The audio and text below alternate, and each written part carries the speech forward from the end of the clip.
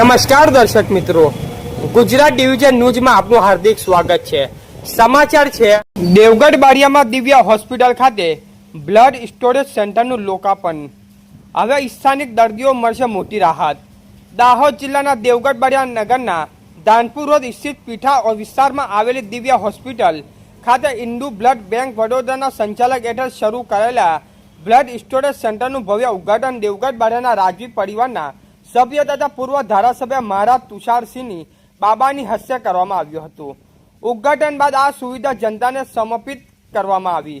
દેવગઢ બારિયા તાલુકાના દર્દીઓ અને તેમના પરિવારને બ્લડ માટે દાહોદ, ગોધરા અથવા વડોદરા જેવા શહેરોમાં ધક્કા ના ખાવા પડે તે હેતુથી આ બ્લડ સ્ટોરેજનું સેન્ટર શરૂ કરવામાં આવ્યું છે।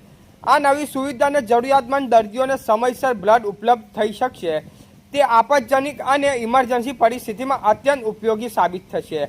હાલ બ્લડ સ્ટોરેજ સેન્ટરમાં વિવિધ પોઝિટિવ બ્લડ ગ્રુપની કુલ 28 બોટલોનો જથ્થો ઉપલબ્ધ રાખવામાં આવ્યો છે। ભવિષ્યમાં માંગ અને જરૂરિયાતને ધ્યાનમાં રાખીને બ્લડનો જથ્થો વધુ વધારવાની પણ આયોજનબદ્ધ વ્યવસ્થા કરવામાં આવશે।